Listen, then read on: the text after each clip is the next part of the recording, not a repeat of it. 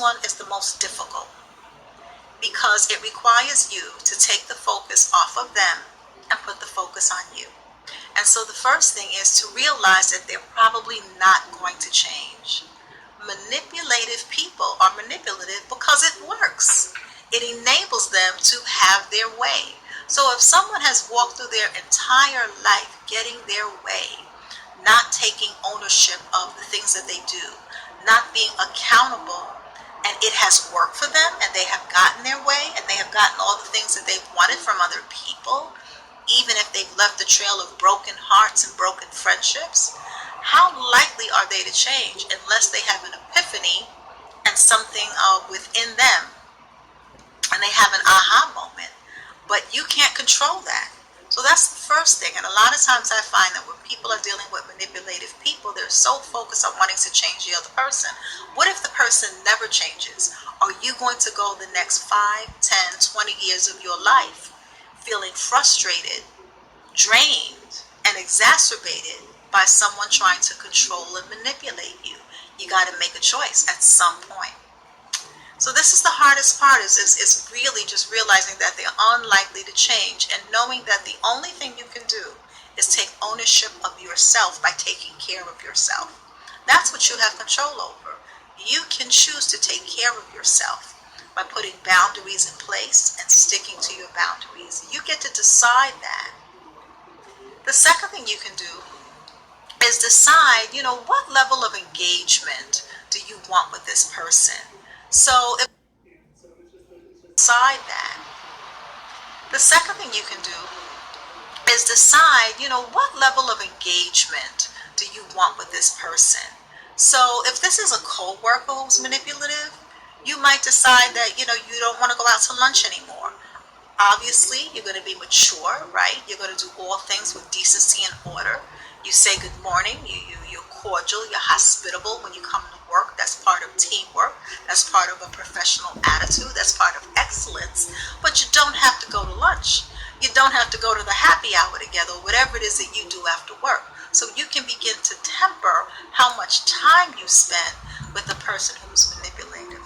So do that, take some time and decide what level of engagement, how close do you want to be with this person? How much access do you want them to have in your life? Is this someone who you're comfortable having in your home? Is this someone who you're comfortable knowing your personal business? So decide on the level of engagement. What do you want them to know about you?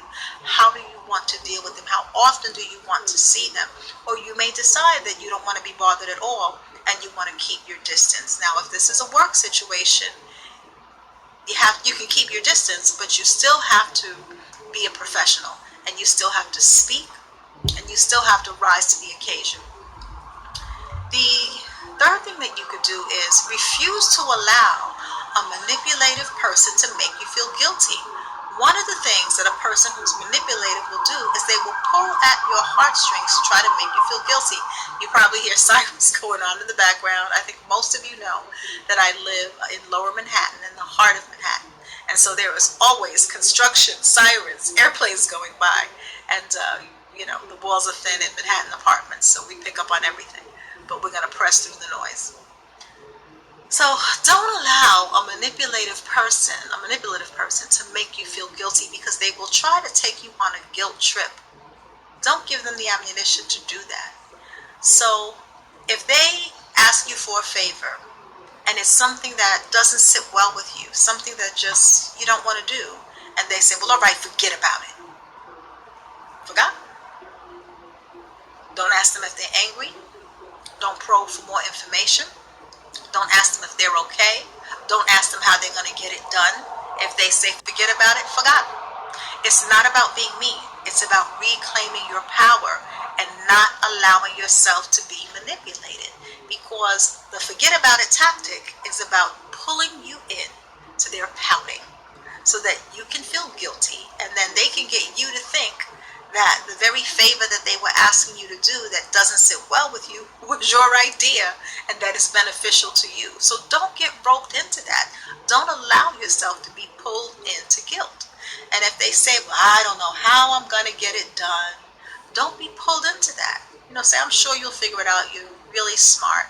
I trust that you'll find a way, and let it go. Now, let me be clear. We're not talking about friendships that are equitable and reciprocal. So we're not talking about, relationships where it's give and give. You're both there for one another, you both do favors for one another, and it's a balanced relationship. We're talking about someone who drains the life out of you, feels entitled to just do whatever they want, treat people however they want, and has no qualms about manipulating your emotions for their benefit. So we want to be real clear here. The fourth thing you could do is set boundaries. Set clear, but don't just set boundaries, right? Because boundaries only work if you stick with them. You got to stick to them. So set boundaries and enforce them, whatever those boundaries are. So if you have a boundary that says you're not going to loan money to this person, then don't lend them money. If you have a boundary that says that you don't feel comfortable doing a particular thing, then don't let that person manipulate you into breaking your boundaries. Simply say no.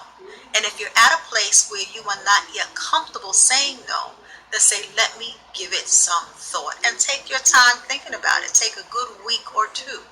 And don't feel pressured. If they call you and say, have you thought about it? Have you thought about it? Did you come to a decision? Not yet. I'm still thinking about it. Let me pray on it. You can pray on it. And as you pray on it, you can say, I'm still praying and I'm still, working this thing out. When I feel settled in my spirit about the decision, then I'll let you know. So some people are not comfortable saying flat out no, but you certainly can buy yourself some time to think about it. And you certainly, if you're a praying person, can pray about the situation. And if they get upset because you need to take time to think and pray, then you already have your answer in terms of where they need to be in your life.